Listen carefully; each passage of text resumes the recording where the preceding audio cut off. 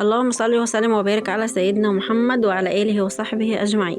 ازيكم عاملين ايه؟ يا رب تكونوا بخير ان شاء الله يا رب.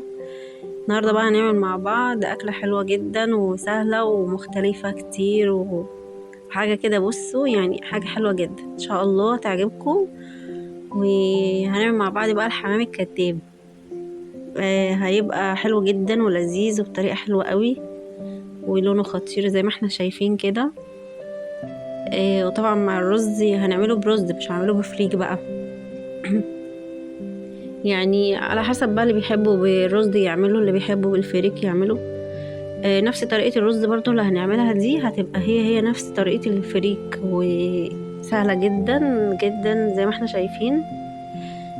طبعا ما تفرقوش الحمام عن عن الحمام الكذاب، يعني ما تفرقوش الحمام الحقيقي غير زي الحمام الكذاب كده. فشايفين طبعا الشكل واللون والحلاوة بقى والجمدان اللي احنا شايفينه ده. يا رب يا رب يعجبكم الفيديو. طبعا لو اول مرة تتفرجوا عليا، اشتركوا في القناة وفعلوا الجرس ودوسوا لايك بقى وان شاء الله يعجبكم وتحبوا الفيديو. ويا رب ابقى خفيفة على قلبكم ان شاء الله. وايه، شايفين يا جماعة؟ يعني حاجة كده تحفة. بينا بقى نبدأ ان شاء الله، بسم الله، ونبدأ وصفتنا. انا هنا جبت 4 وراك من عندي بتاع الفراخ، وخليته خليهم. طبعا هنا دي تتبيلة بانيه عادي، انا كنت عاملاها في الفريزر. بشيلها، بعملها اكياس وبشيلها في الفريزر. هبقى اعملها لكم برضو مرة، او انا كنت عاملاها قبل كده برضو. خدت منها بس حبة وهتبل بيهم ال الوراك بتاعتي زي ما احنا شايفينها كده. الوراك دي انا جايباها من عندي بتاع الفراخ مخلية. يعني انا اقول بتاع الفراخ عاوزة وراك مخلية، تمام، هيخليها لي، هتبقى بالشكل اللي احنا شايفينه ده. طبعا عايزاها، اقول له عايزاها مخليه بالجلد بتاعها، ما يقصش منه حاجه، علشان ال- الورك كده يبقى كويس معانا ومتماسك. طبعا هنا لو عندك شاكوش بتاع المطبخ ده هيبقى احسن كتير. انا بصراحه ما كانش عندي، فقلت ايه ان شاء الله هشتريه. وايه ان هو بحيث ان انتي تبططي الورك كده، مش عندك اضغطي بايدك، اضغطي بكوبايه كده. انا عملته بايدي ونضفته تمام ومفيش اي حاجه. هنا بقى طبعا انا بتبل الورك كده زي ما احنا شايفين بتتبيله البانيه. تتبيله البانيه ديت او تتبيله الفراخ عباره عن ايه بقى؟ ان هي جزر على بصل على توابل بقى. طبعا والله هعملها لكم ان شاء الله باذن الله في فيديو كده لوحده. طلعي منه بقى، تشيليه في الفريزر وطلعي منه على قد ما انت حابه كده يعني. طبعا انا بعمل الخطوه دي ليه في الوراك زي ما احنا شايفين؟ انا بعملها كده علشان اما نيجي نسوي الوراك او الحمام الكذاب يبقى متشرب تتبيله كده، وان هو متبل وطعمه تحفه والله العظيم، كان فوق الرائع. وطبعا هتجربوه واحكموا بقى انتوا بنفسكم.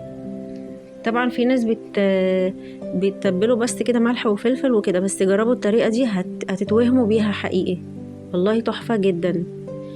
انا كده برضو انا تبلتهم كده وهسيبهم مثلا ايه بتاع ساعة. يعني قولوا مثلا على ما اعمل الرز يكون هم خدوا في التتبيلة كده واندمجوا مع بعض وبقت حاجة تحفة. اتمنى والله تجربوها بجد، مش هتندموا، هتدعولي قد كده. انا كده اهوت زي ما احنا شايفين تبلتهم. هسيبهم بقى في التتبيلة دي كده ساعة، ساعة الا ربع، حسب ما انتي هتعملي الرز بقى في قد ايه.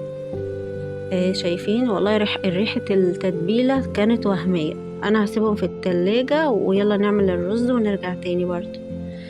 جبت هنا حلة، طبعا حطيت فيها زيت، واحط فيها كده معلقة من السمنة كده او من الزبدة اللي عندك يعني. طبعا هنا انا جبت بصلاية كده صغننة كده بس تطعم لي الرز، هيبقى حاجة تحفة تحفة يا جماعة والله العظيم.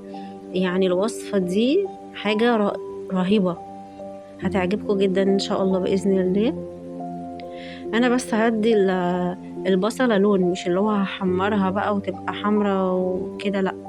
وهضيف على البصله دي التوابل بتاعت عشان ايه الطعم. هتبقى ملح وتوم باودر، بصل باودر، وكاري وكركم وكعب من المرقه طبعا. ونقلب الكلام الجميل ده كله مع البصله عشان يدينا بقى اللون اللي احنا هنشوفه ده كده. نجيب بقى طبعا كوبايتين 3 كده، نص كيلو رز يعني. طبعا انا غسلاهم ومصفياهم وحاجه كده تمام التمام يعني. اقلب بقى كل الكلام اللي احنا شايفينه ده كده مع بعضه، حاجه كده زي الفل. نجيب بقى الميه بتاعتنا اللي هي السخنه او المغليه، ونحط كده نسقي الرز زي ما بنعمل الرز ده عادي خالص. طبعا نفس طريقه الرز دي هتبقى هي نفس طريقه الفريك. عايزه تستغني في الفريك بقى عن الكاري تمام، مفيش اي مشكله، بس صدقوني تحفه، حاجه كده وهم بجد. هغطيه بقى لحد ما يتشرب، ابقى اوطي عليه لغايه اما يستوي، يبقى بقى بصوا بالجمدان اللي احنا شايفينه ده. طبعا مش هينفع انا احشي بيه الوراك وهو سخن كده، هسيبه بقى يهدى شويه، وبعد كده بقى ايه نحشي الحمام الكداب بتاعنا. ان شاء الله والله تعجبكم كده. طبعا شايفين انا بس هسيبه كده 5 دقايق يهدى. انا بحب اخد كده حبه في طبق عشان ما بهدلش الرز بتاعي كله. انا كده بعد ما الرز هدي شويه معانا ان انا ايه هحط حبه زيت كده. انا رحت حاطه بقى في كله حبه زيت كده عشان ايه يبقى مفلفل معانا كده ومش مدكوك في بعضه، يبقى حاجه كده تيجي تفتحي الحماميه الكذابه دي تلاقي كده الرز كده مفلفل بقى وحاجه طعم تحفه تحفه اخر حاجه. هيبقى بقى بصوا جوسي كده معاكم حاجه ايه واو يعني. طبعا هنا معانا هنا انا جبت بكرة خيط جديده، لم تستخدم من قبل كده، طبعا مش مستخدميها، وقلت برضه هخليها في المطبخ على طول زي ما احنا شايفينها كده. هلف بيها الحمامية بقى، بصوا اللي هو هعملها مجوز يعني. هجيب الخيط، وانا هشيل طبعا الورك كده زي ما احنا شايفين او الحمامية. هجيبها من عند اول الحرف، اقفل قوي، اقفله من عند الحرف كده حلو قوي علشان ما يفكش برضو مننا وكده.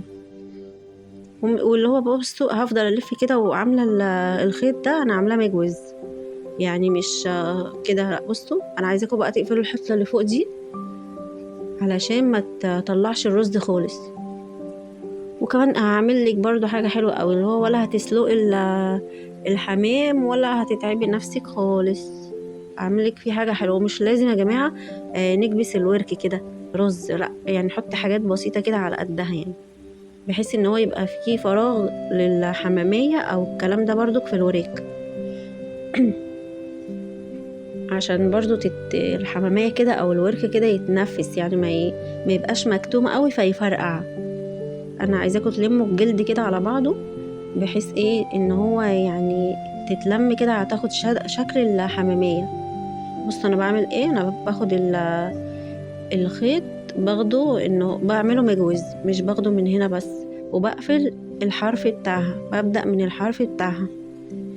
هنا حتة الخيط دي طلعت صغننة، هقطع واحدة تانية وهعملها برضو تاني. حاجة سهلة وحاجة بصوا يعني هتاكلوا احلى حاجة. شايفين الحلاوة بقى يعني والله العظيم بجد يعني من افضل اشكر لكم فيه من هنا لبكرة. يعني مش هلاقي كلام حلو يعني من سبب الجمال اللي احنا خدناه. وكان بقى يعني عايزة اقول لكم كان تحفة.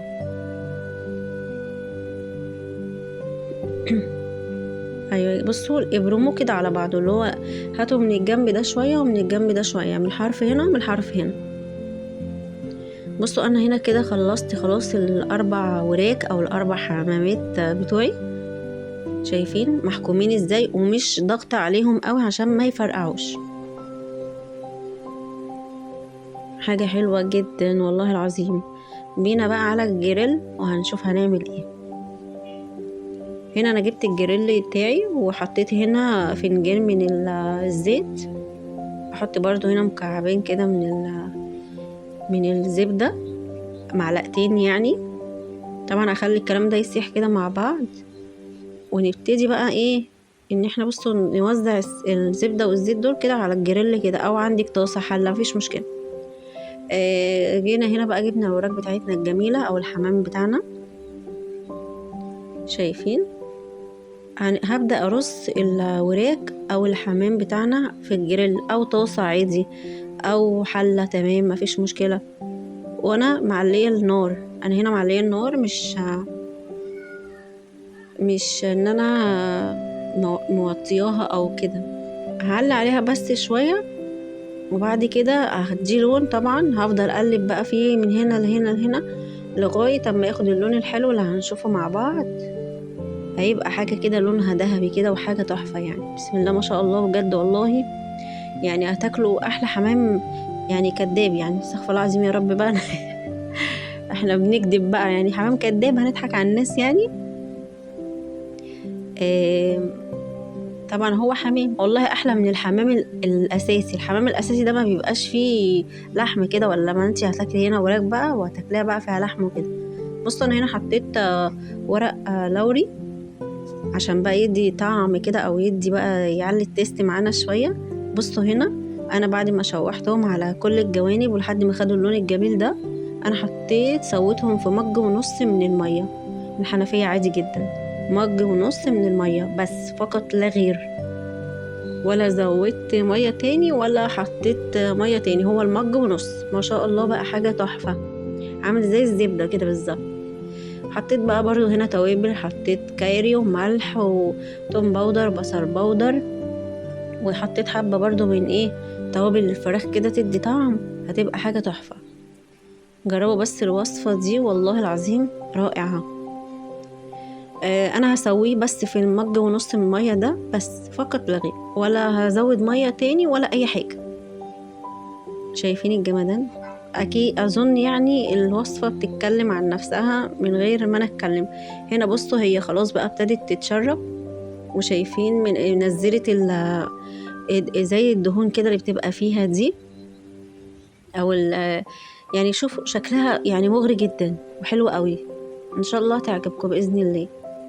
انا برضو هحمرها في نفس زيت الطاسه دي او الجريل او الحله زي ما قلنا. يعني هي مش واقفه على جريل بس ولا طاسه بس ولا حله بس، لا اي حاجه، اي حاجه عندك مش هتقولك لا. هنا خلاص هي يعتبر استوت، انا كده يعتبر بحمرها. اللي هو انا لما الميه غليت اللي هو المج ونص ده انا وطيت عليها علشان ما تلزقش. طبعا جانا هنا بتقول لكم باي باي، هي عماله تقول لي اقول باي باي باي باي، هي بتقول لكم باي باي جانا. تمام. هنا بصوا كده انا يعتبر بحمرها خلاص، اللي هو يعني سلقت و... وحمرت وكله في قلب الجرل او قلب او الطاسه او الحله زي ما انتي حابه. والله جربي الطريقه ومش هتندمي خالص.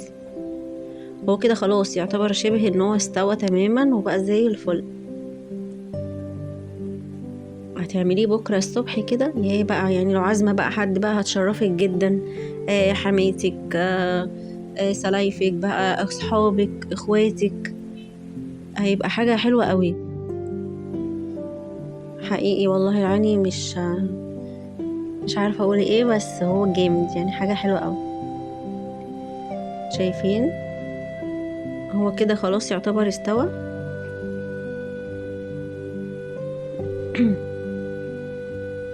يعني اظن بقى يعني يستاهل لايك بقى، لايك كبير قد كده، ويستاهل كل حاجة حلوة. ان شاء الله هتجربيه ومش هتندمي. بصوا الدهون دي اللي احنا اصلا حطيناها الاول هي نص كوباية الزيت او مج زيت ومعلقتين السمنة. يلا بقى نقدم الوصفة الحلوة بتاعتنا دي. بصوا بقى انا هنا حطيت كده طبق الرز الجميل ده زي ما احنا شايفين كده. هنقلبه بسم الله، يعني بسم الله ما شاء الله بجد، يعني أكلة تحفة فوق الرائعة. هجربيها ومش هتخسري حاجة أبدا.